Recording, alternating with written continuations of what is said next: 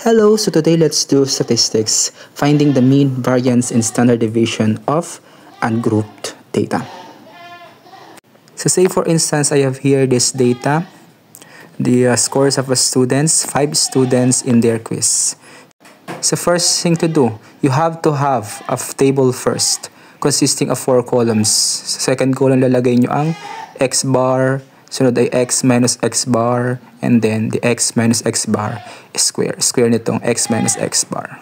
Okay, so I have here the formula for the mean, the variance, and the SD.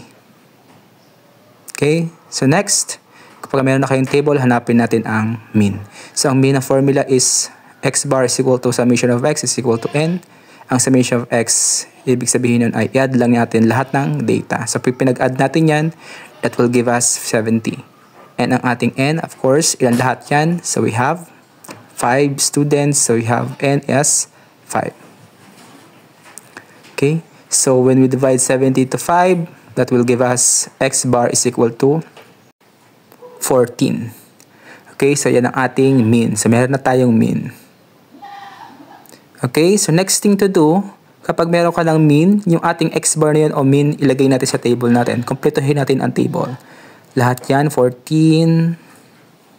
And then, sa ating third column, i-minus natin ang x tsaka x bar. So 15 minus 14 is 1.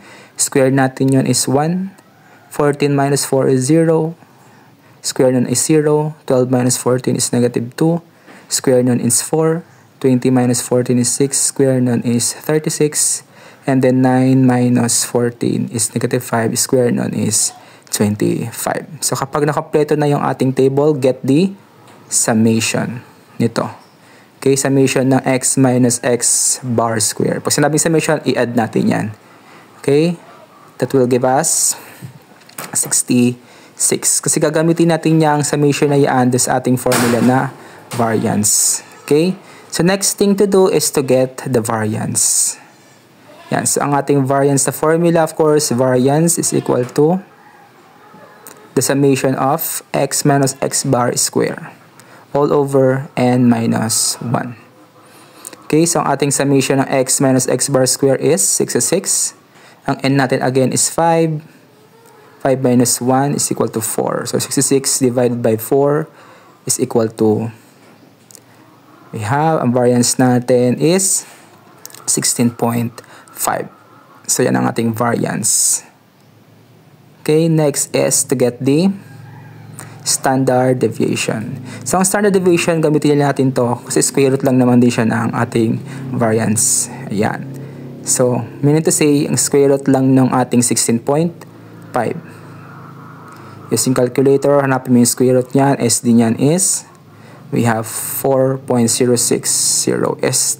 Estimate or approximately 4.0620. So that's our SD. That's it. Kung may calculator ka, mas madali yan. So, gagawin mo lamang ay click mode. And then pagka-click mo sa mode, click mo yung stat. Okay? Pag pinag mo yung stat, pilitin mo yung number 4. Yung 1 var. Okay? Yung number 4.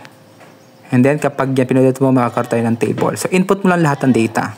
So, we have 15 equals, 14 equals, 12 equals, 20 equals, and then 9 equals, okay? And pagka-click mo yan, ayan, so meron tayong table. So then next is, click yung ating AC. Okay, pagka-click ng ating AC, click mo yung shift, click mo yung number 1. So lalabas yan. Pag kinalik mo yung number 1, click mo yung variable, and then click mo muna yung ating number 1. Yung mean of x values. Okay, number 1. Click 1. Pagka-click mo doon sa 1, ayan. Ayan ang ating mean. Doon sa tama, di ba? Ang mean natin is 14. And then, shift ulit. Pilutin mo naman yung number 4 para sa ating variance. So, tama, 16.5 din.